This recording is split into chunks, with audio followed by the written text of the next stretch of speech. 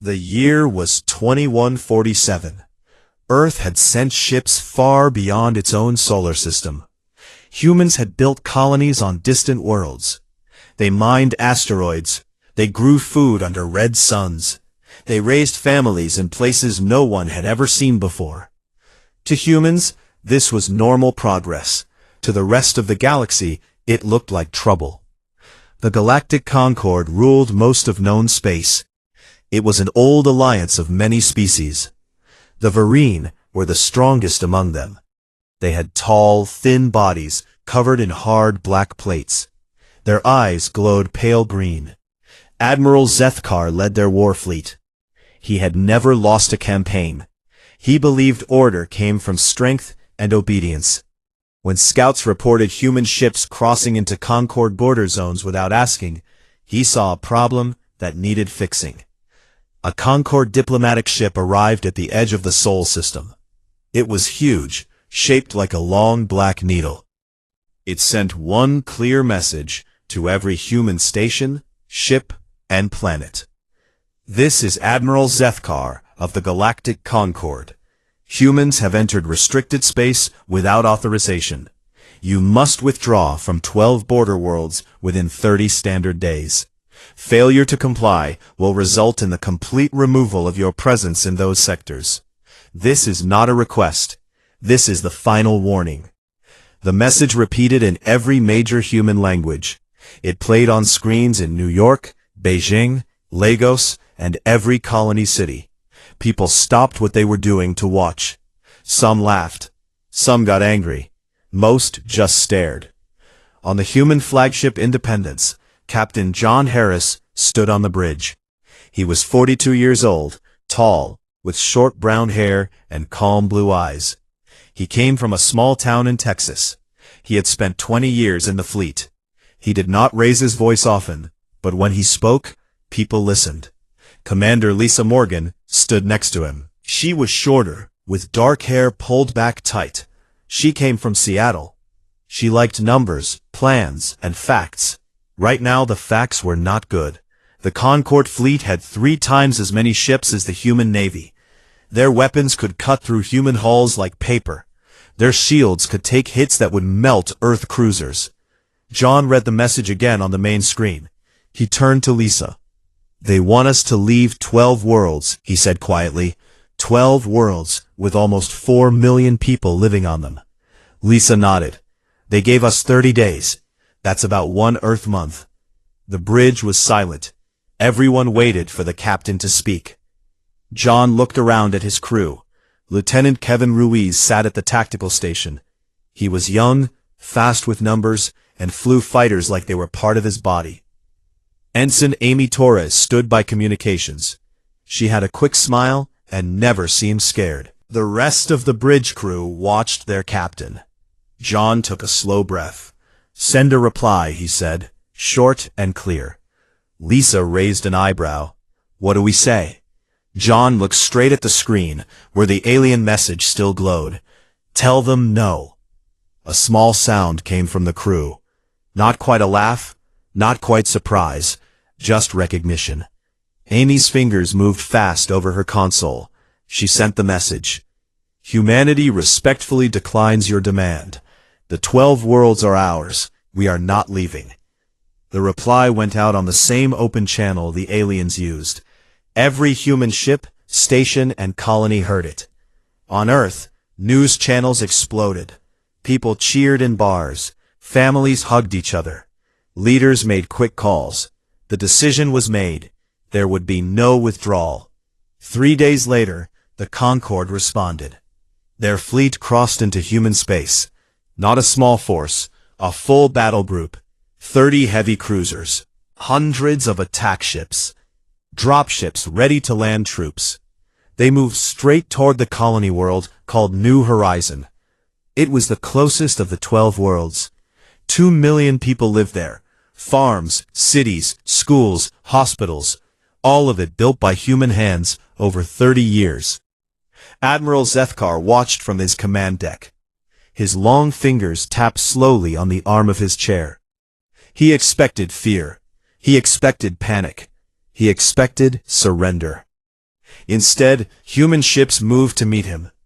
The Independence led a small group of cruisers and destroyers.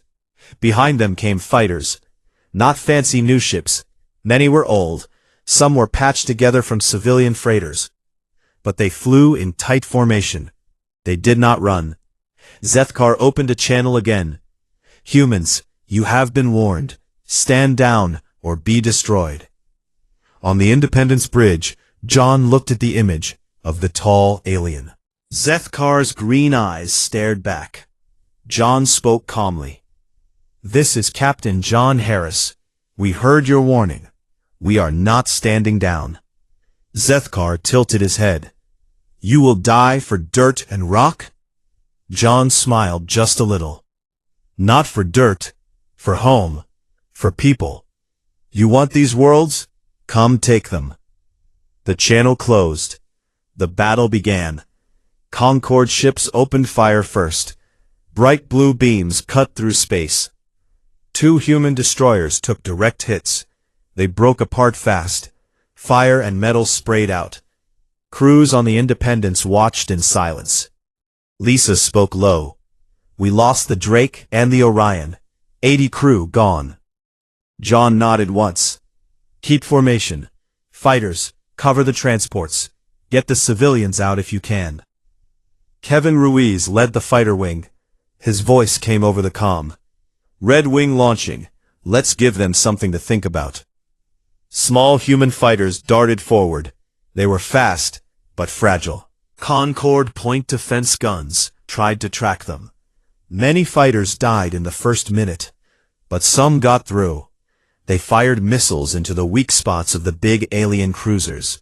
Explosions bloomed along enemy hulls. On the ground of New Horizon, Sergeant Chris Bennett watched the sky from his command post. He was 31, strong, with a short beard. His platoon guarded the spaceport. Civilians were loading onto evacuation ships. Children cried. Parents tried to stay calm.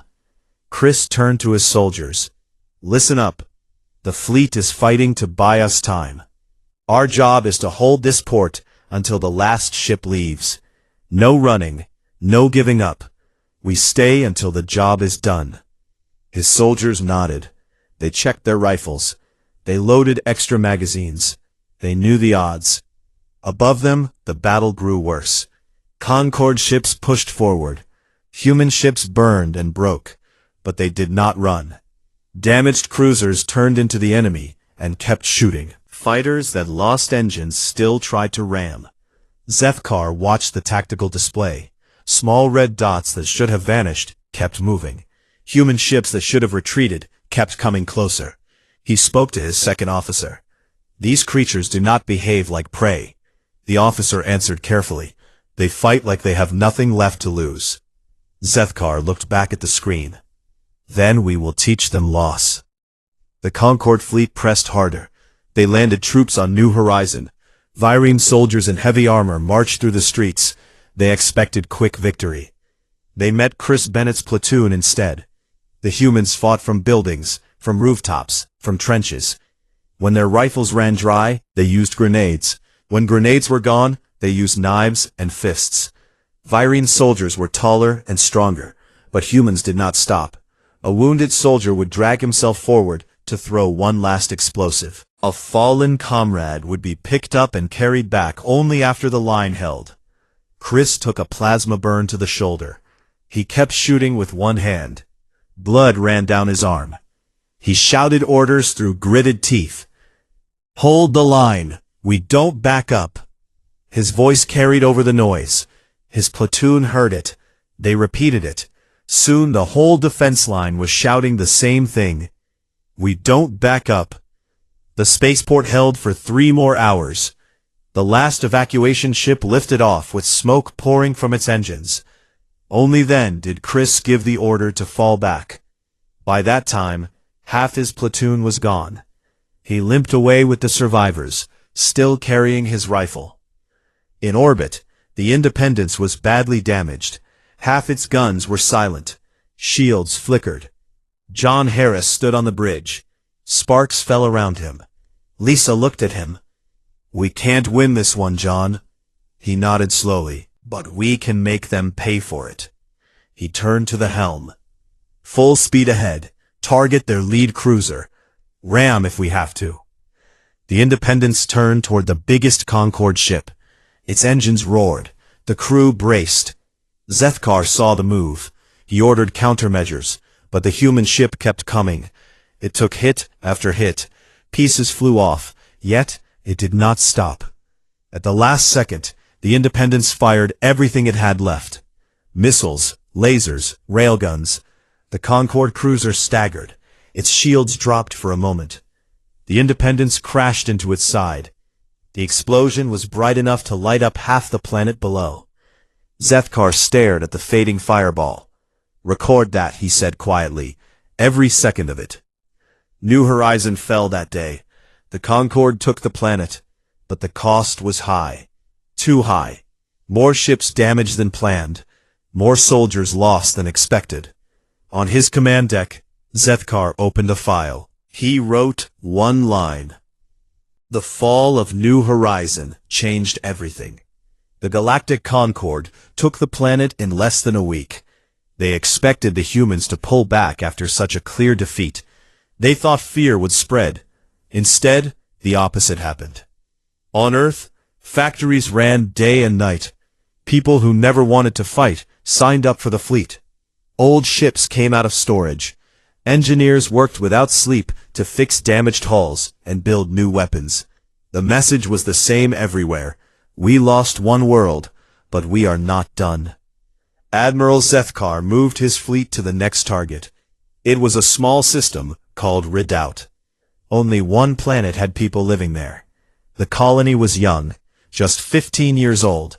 About 800,000 humans called it home. Most worked in mines or grew crops under domes. The Concorde saw it as an easy prize. Zethkar sent a new message before his ships arrived. Humans, you have seen what happens when you resist. Leave Redoubt now. This is your last chance. No reply came from Earth Command. Instead, a single human cruiser moved into position between the Concorde fleet and the planet. It was the Liberty, smaller than the Independence had been. Captain Maria Gonzalez stood on its bridge. She was 40, with short black hair and a steady voice. She had lost her brother on New Horizon. She did not plan to lose more. Maria opened a channel to the alien flagship. This is Captain Gonzalez. Redoubt is not leaving. If you want it, you will have to come through us. Zethkar looked at the small ship on his screen. One cruiser against 30. He almost felt pity. Your courage is noted, he said, but it will not save you. The battle started fast. Concorde cruisers opened fire. Bright beams hit the Liberty again and again. Shields flared and died. Hull plates peeled away. Maria kept her ship moving. She dodged when she could. She returned fire when she could not. Every shot counted. Down on the planet, Sergeant Chris Bennett had made it off New Horizon. He arrived on Redoubt with what was left of his platoon. They were tired and bruised, but alive. The local defense force welcomed them. Chris took charge of the main landing zone. He knew what was coming. He gathered his people in the command bunker. The fleet is buying us time, he said. We use it. We dig in. We make every step cost them. No surrender. No retreat. We hold until help comes or until there is no one left to hold. The soldiers nodded. They started work right away. They built barricades from mining equipment. They placed mines in the approaches. They set up sniper nests on the hills. Civilians helped too. Old men carried boxes of ammunition.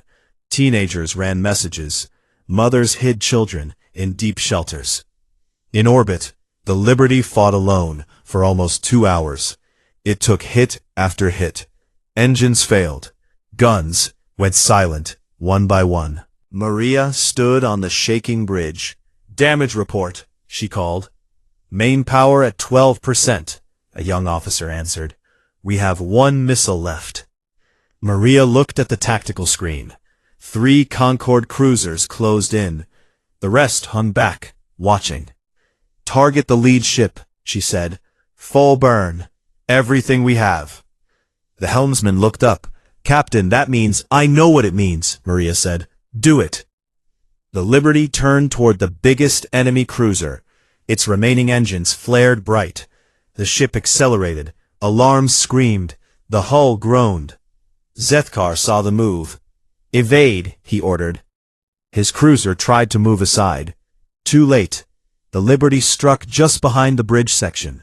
The explosion was huge. Metal and fire spread in a bright ring. The Concorde ship listed hard to one side. Its engines died. On the planet, people saw the flash in the sky. It was small, but it was something. Zethkar stared at the wreckage. Boarding teams, he said. Land now. Take the planet. Dropships fell like rain. Thousands of Virian soldiers in black armor hit the ground. They marched in perfect lines.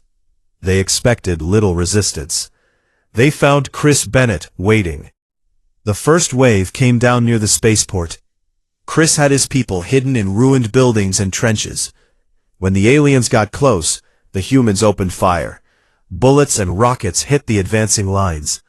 Virian soldiers fell. Their armor was good, but not perfect. A well-placed shot could kill. The aliens pushed forward.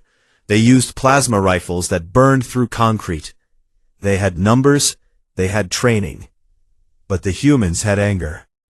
Chris moved from cover to cover. He shouted orders. When a soldier next to him went down, he pulled the body back and kept shooting. A plasma bolt grazed his leg. He threw a grenade into a group of advancing Virian. The blast threw them back. Push them, Chris yelled. They bleed too. His platoon heard him. They charged. Not a smart charge, a wild one. Humans ran straight into the enemy fire. Some died, but others got close. They fought hand to hand. Knives against claws, fists against armored fists. The Virian were confused. They had fought many species. Most ran when the line broke. These humans did not run. They kept coming, even when wounded, even when alone. One Virian officer watched a human soldier crawl forward with no legs. The man still held a pistol. He fired until the clip was empty. Then, he threw the gun like a club. The officer stepped back. He had never seen anything like it. The first day ended with the spaceport still in human hands. The Concorde took heavy losses. Zethkar received the report on his bridge. Ground forces report unexpected resistance, his aide said. The humans refused to withdraw even when surrounded. Zethkar tapped his long fingers on the chair. Double the landing force, he said. Break them. More dropships came down the next day. The aliens pushed harder. They used heavy walkers with big guns. They bombed positions from orbit. The human lines bent. Parts broke. Chris Bennett's position was hit hardest. His bunker took a direct strike. Half his people died in the blast. Chris crawled out of the rubble. Blood ran from his head. He found his rifle. He kept fighting. He gathered the survivors. We fall back to the city, he said. Street by street, house by house. Make them pay for every meter. They retreated slowly, never all at once, always shooting, always fighting. When ammo ran low, they used captured alien weapons.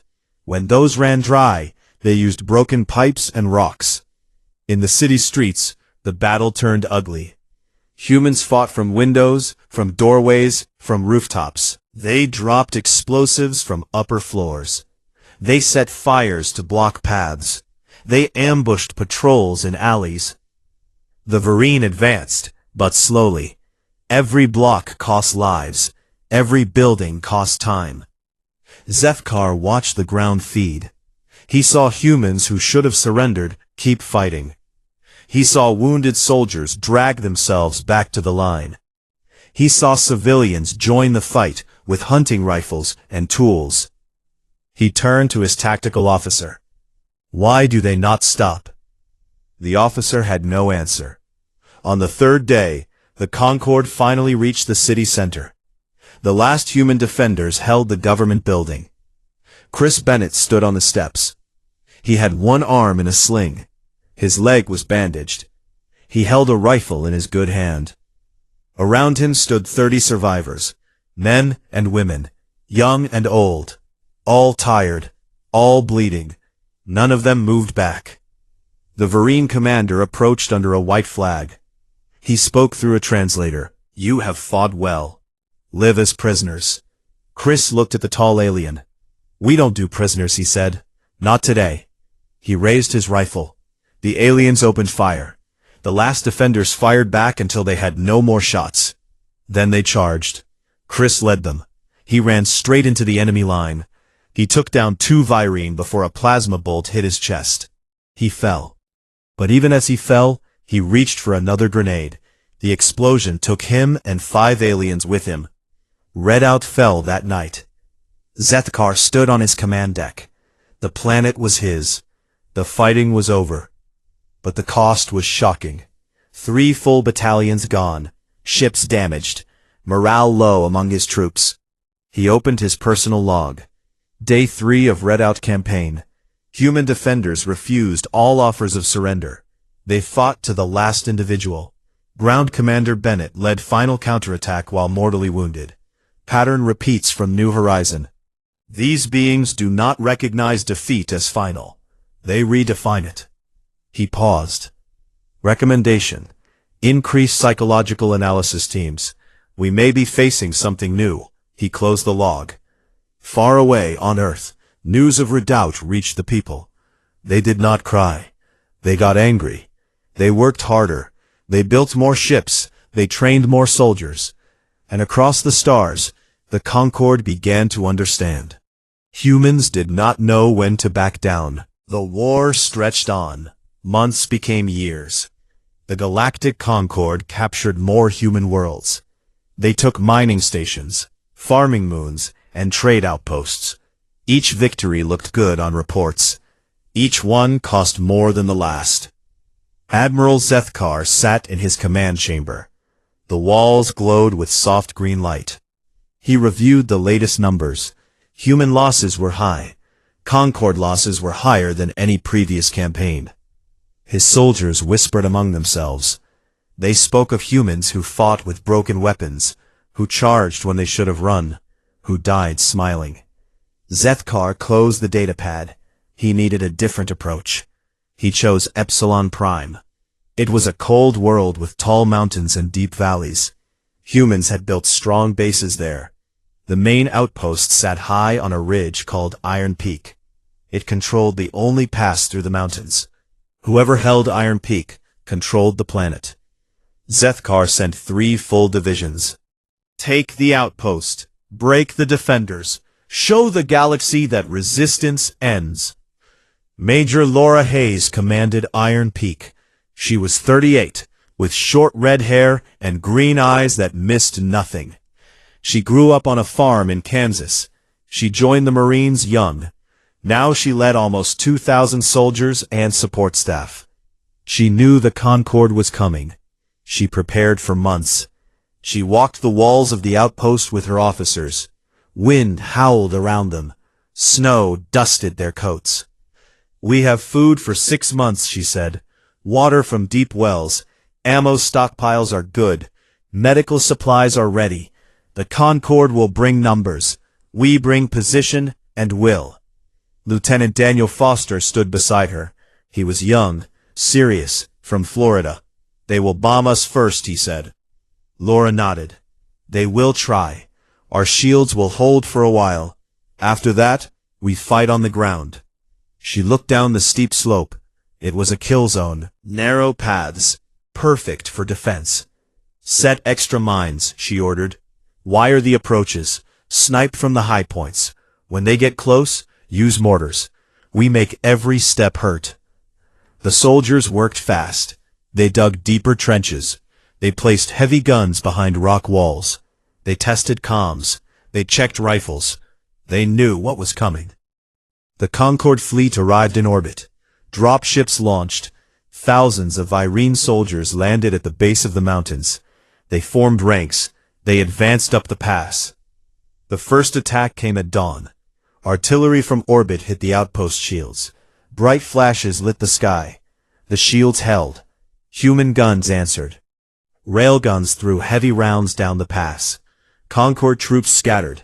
Many died in the first minutes. Zethkar watched from his ship. "Increase orbital support," he said. "Crack those shields." More bombs fell.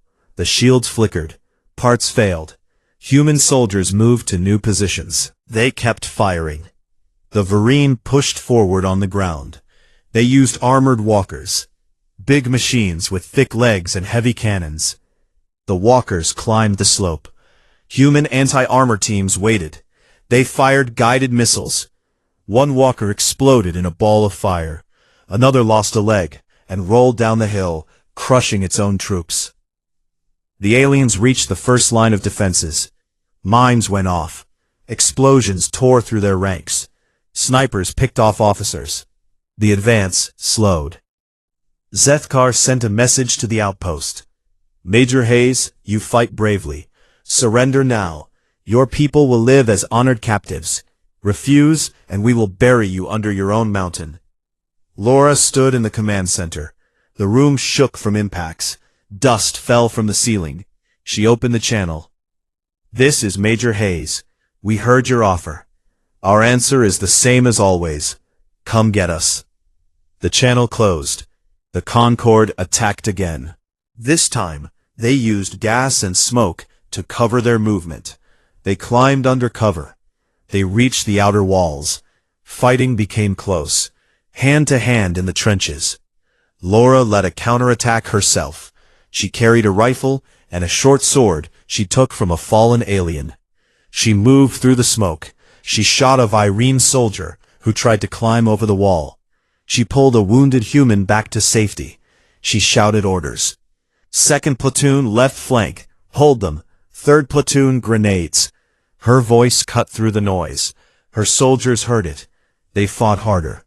Days passed. The Concorde took the outer defenses. They pushed inside the outpost. Laura pulled her forces back to the inner keep. A strong stone building on the highest point. Thick walls, few windows, perfect for a last stand. Supplies ran low. Ammo became careful shots only. Food rations shrank. The wounded filled every spare room. Medics worked without rest. Still, no one asked to surrender. On the 10th day, the shields finally failed completely. Concorde troops stormed the keep from all sides. They broke through doors. They climbed walls with grapples. Laura stood at the main gate. She had a bandage around her arm. Blood stained her uniform. She held her rifle steady. "Last line," she told her remaining troops. "We hold here. No step back." Daniel Foster stood next to her. His leg was hurt. He leaned on a crutch, but still carried his weapon. "Ready, Major?" he said. The Varine charged. Plasma fire lit the darkness. Humans answered with bullets and blades. The gate became a narrow choke point. Bodies piled up, alien and human alike. Laura fired until her magazine was empty. She dropped the rifle and drew her sword. She met the first Varine through the breach. She blocked his strike. She cut low. He fell. She fought on. Around her, soldiers fell. Some died quickly. Some kept fighting even after mortal wounds. A young private named Kevin Lee lost an arm. He picked up a pistol with his other hand and kept shooting until he could not lift it anymore. The Concorde pushed harder. They had numbers. They had fresh troops. The humans had nothing left but will. Laura took a plasma burn across her side. She dropped to one knee. She still swung her sword. She took another alien down. Daniel pulled her back. "Major, we have to—" "No," she said. "We stay." She stood again. She faced the next wave.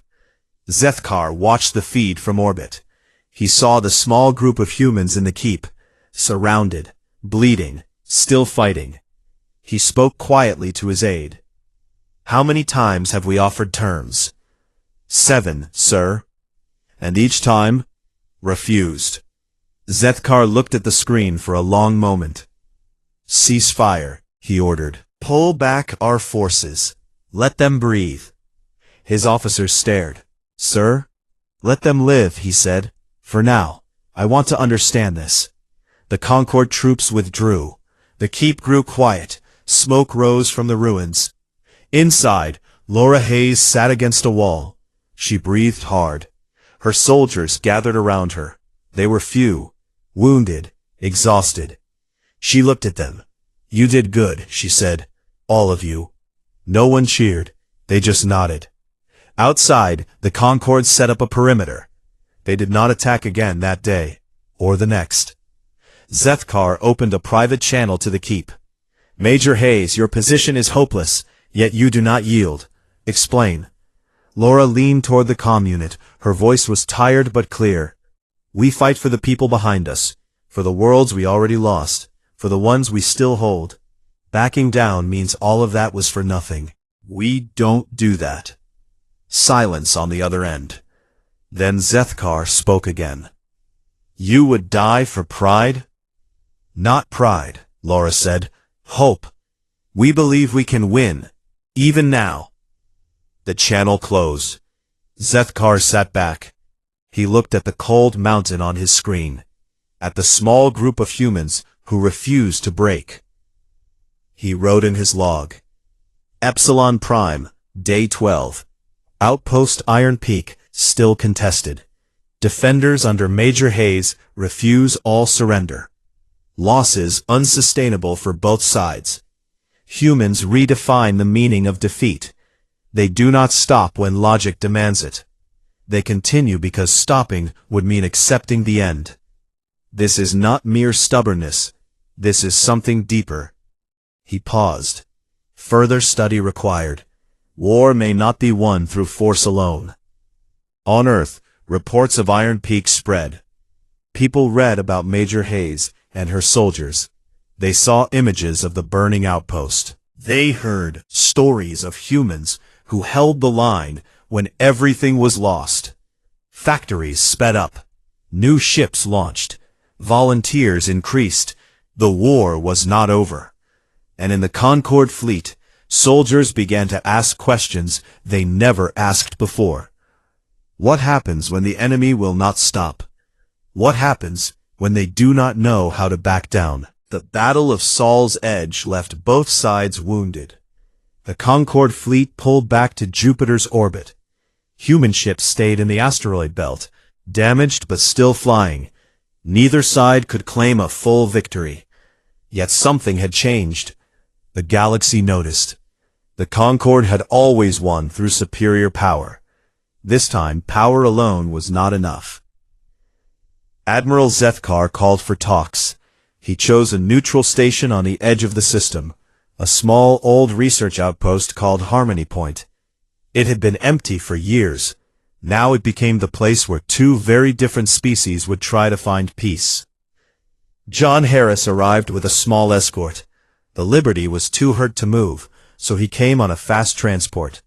Commander Lisa Morgan stood beside him. They wore simple uniforms. No weapons, only the quiet strength of people who had seen too much war. Zethkar waited in the main hall. He stood taller than any human. His black plates shone under the soft lights. His green eyes watched every move. Behind him stood two guards. They carried long staffs. They did not need to show force. Their presence was enough. The humans entered. John walked straight to the table. He looked up at the alien admiral. Admiral Zethkar, he said, thank you for agreeing to meet. Zethkar dipped his head slightly. Captain Harris, or Admiral Harris now, your people have earned the title. They sat. The table was round. No sides. No advantage. Translators hummed softly between them. Zethkar spoke first. You fought when every calculation said you should stop. You lost ships, worlds, lives, yet you never asked for terms until now. Why? John leaned forward, his hands rested flat on the table. Because giving up was never an option. Not for us. Zethkar studied him. Other species surrender to save what remains. You risked everything to keep what was already lost. Not lost, John said. Just hurt. We believed we could heal. We believed our children would see better days. That belief kept us going. Lisa spoke next. Her voice was steady. We did not fight because we wanted war. We fought because you came to take our home. You gave us no choice but to stand. Zethkar looked at the wall screen. It showed images from the war. Burned cities, broken ships, human soldiers holding lines long after hope should have died. I have fought many wars, Zethkar said. I have seen fear. I have seen pride. I have never seen this. Your people treat defeat as a pause, not an end. John nodded slowly. We learn from every fight. We get stronger. We remember the fallen. We keep moving forward. Zethkar was quiet for a long time. Then he spoke again. My soldiers ask questions now. They wonder if victory is possible against beings who do not stop. They wonder if the cost is too high. He looked directly at John. So I ask you plainly, what do your people want? John did not hesitate. Peace. Real peace. Keep your borders, we keep ours. The 12 worlds stay human. No more demands. No more invasions. Trade if we want, talk if we want, but never again come to take what is ours. Zethkar considered the words. And if we refuse? John met his gaze. Then we fight again, and again, until one side has nothing left. We hope it does not come to that. Zethkar turned to his guards. He spoke in his own language. They left the room. Now it was only the three of them. I will take your terms to the Concord Council, Zethkar said, but I must warn you. Some members will see this as weakness. They will push for more war. Lisa answered. Then show them the truth. Show them the recordings. Show them what happens when you push a human past the breaking point. We do not break. We bend. We adapt. We come back harder. He towered over them. I have seen enough to know you speak truth. I will argue for peace, not because I fear you, because I respect you. He extended one long arm. John stood and took the offered limb. They gripped in silence. A simple gesture, but it meant more than any speech. The talks lasted 3 more days. Details were worked out, borders drawn, rules set, trade routes opened slowly. No one trusted fully yet, but the shooting stopped. When the agreement was signed, news spread fast. On Earth, people gathered in streets. They watched screens in bars, in homes, in schools. They cheered, they cried, they hugged strangers. In the colonies that remained, survivors raised flags. They rebuilt homes. They planted new crops. They told stories to their children about the war, about the people who never backed down. On Concord Worlds, the news caused debate. Some called it defeat. Others called it wisdom. Young Veraean soldiers listened to the stories of human fighters. They spoke in quiet groups.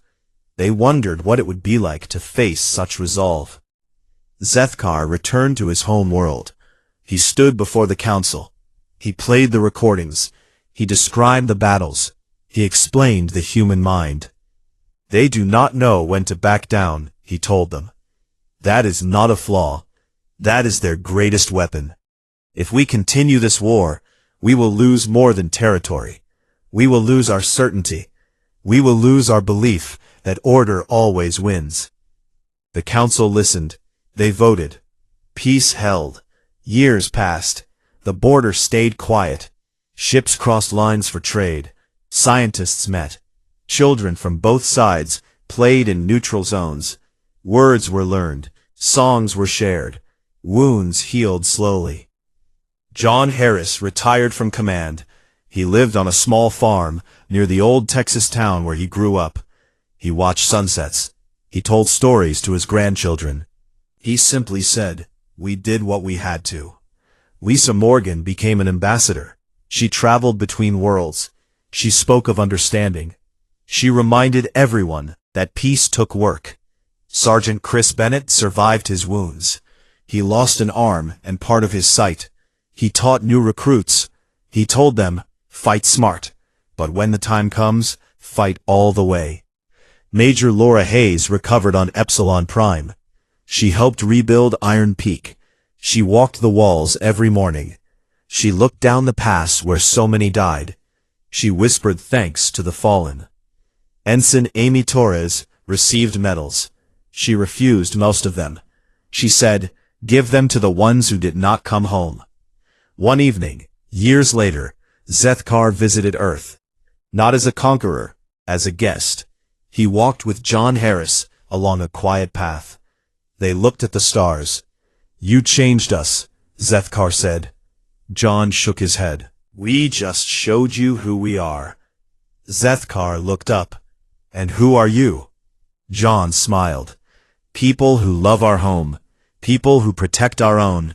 People who never quit when it matters. Zethkar nodded slowly. Then the galaxy is wiser for knowing you. They stood in silence. The stars shone bright. Somewhere out there, new ships flew. New worlds waited. And humans would meet them the same way they always had. With open hands when possible. With closed fists when necessary. And never ever backing down. The war had lasted almost 4 years. Many human worlds lay in ruins. The Concord controlled most of the outer colonies. Earth itself still stood, but the noose grew tighter. Admiral Zethkar decided it was time to end it. He gathered his strongest fleet. 50 heavy cruisers, hundreds of support ships, thousands of fighters. The target was clear. The Sol system. Take Earth. Force the final surrender. He named the operation Final Dawn. He believed one decisive blow would break the human spirit. He was wrong. Human forces had shrunk. They had only 12 capital ships left that could fight. Many were old. Some were patched together from wrecks. Volunteers crewed them. Engineers had worked miracles with limited resources. New weapons appeared. Shield-piercing missiles, fast attack drones, boarding pods that could cut through hulls like knives. Admiral John Harris now led what remained of the human fleet. He had been promoted after the independence was lost. He flew his flag on the Liberty, the same ship that struck the final blow at Redoubt. Commander Lisa Morgan stayed at his side. She planned every move. She knew the odds were bad. She also knew the Concord expected them to hide behind Mars or run to the outer planets. John chose a different path. He gathered his captains on a secure channel. Faces appeared on small screens. Tired faces. Determined faces. We meet them at Sol's Edge, John said, in the asteroid belt. No hiding. We hit first. We hit hard. We make them doubt. Captain Maria Gonzalez nodded from her ship. She had survived Redoubt. They outnumber us 3-1. Then we make each shot count 3 times more, John answered. The fleet moved out. Small, damaged, but together. The Concord fleet entered the system near Jupiter. They formed a tight wedge. Zethkar stood on his bridge. He watched the tactical map. Human ships appeared as faint dots near the asteroid belt. Scouts report 12 capital vessels, his aide said. Many fighters. They advanced toward us. Zethkar tilted his head. They come to meet us, bold or foolish. He gave the order. Full advance. Crush them. The battle began in the dark between the rocks. Human fighters struck first. Lieutenant Kevin Ruiz led the first wave. His squadron flew low among the asteroids. They used the big stones for cover. They darted out, fired missiles, darted back. Concord point defense guns tried to track them. Many missed. Explosions bloomed on alien hulls. Shields flared. Zethkar ordered countermeasures. His cruisers fired wide barrages. Asteroids shattered. Shrapnel filled space. Some human fighters died. Others kept coming. Then the capital ships engaged. The Liberty led the charge. John Harris stood on the bridge. The ship shook from near misses. Target their center cruiser, he said. All weapons free. Guns roared. Rail rounds slammed into the enemy flagship. Shields dropped in sections. Missiles followed. Lisa Morgan watched the display. Their formation is holding, but they hesitate. John nodded. Good, keep them guessing. Human ships did not fight in neat lines. They broke apart. They swarmed. One destroyer, the Defiant, flew straight at a Concorde battleship. It fired everything. Then it rammed the enemy bridge. Both ships exploded in a bright flash. Zethkar felt the shockwave even through his ship. These are not tactics, he said. This is madness. But the madness worked. Concorde crews began to falter. They saw human ships take impossible damage and keep fighting. A cruiser lost half its engines. It turned and charged anyway. It crashed into a Virene destroyer. Both died together. Boarding parties launched from human ships. Small pods clamped onto alien hulls. Teams cut inside. They fought in corridors. They planted charges.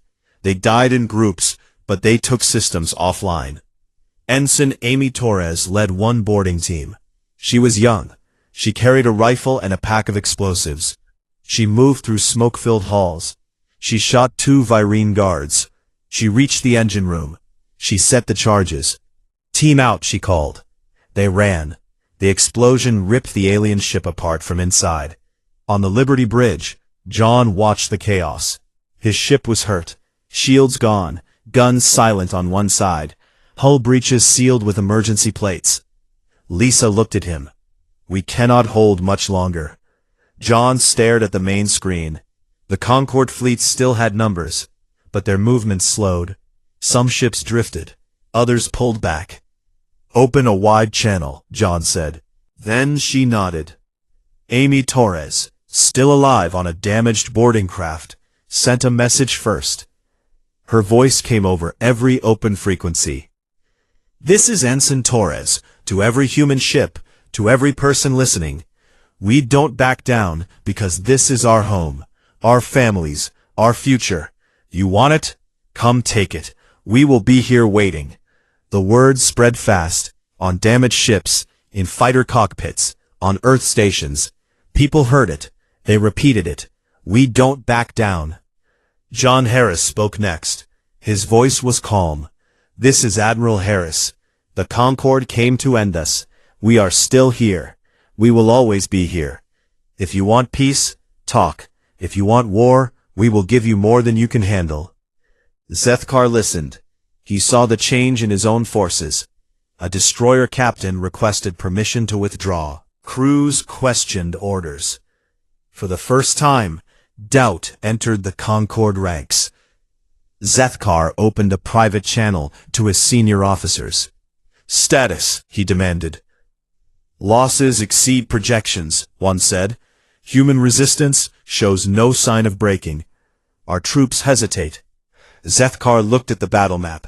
Red dots for human ships still moved. Many should have been dead, yet they fought. He made a decision. All ships, he ordered, cease offensive operations. Form defensive perimeter. We withdraw to Jupiter orbit. His officers stared. Sir? We regroup, Zethkar said. This is not surrender. This is reassessment. The Concorde fleet pulled back, slowly at first, then faster. Human ships did not chase. They held position. They watched. On the Liberty, the bridge crew stood silent. Then someone started clapping. It spread. Cheers filled the air. John looked at Lisa. We did not win today, he said, but we did not lose. She smiled for the first time in months. We showed them something. Far away on Earth, people watched the live feeds. They saw the Concorde retreat. They cried. They hugged. They shouted. In the asteroid belt, damaged ships drifted. Survivors worked to save the wounded. Fighters returned to carriers. Medics ran between decks. John walked to the observation window. He looked at the blue dot of Earth in the distance. We bought time, he said quietly. The Battle of Soul's Edge ended. No clear winner. But the Concorde learned something new. Humans did not fight like other species. They did not calculate when to stop. They did not measure odds and then quit. They fought, because stopping meant the end of everything they loved. Zethkar sat alone in his chamber. He reviewed the recordings. He saw humans ram ships. He saw boarding teams fight to the last breath. He saw Ensign Torres's face as she sent her message. He opened his log. Battle of Saul's Edge. Human fleet, outnumbered and damaged, refused to yield. They attacked when retreat was logical. They boarded when destruction was certain. Their broadcast message spread among our forces. Doubt has appeared where none existed before. He paused. These humans do not know when to back down. This is not weakness. This is their strength. Force alone may not defeat them. He closed the log. Peace talks would come soon. Not because the Concord won. Not because humans surrendered. Because both sides now understood the cost of continuing. And in the quiet after the battle, across human ships and stations, one phrase repeated. We don't back down. It was no longer just words.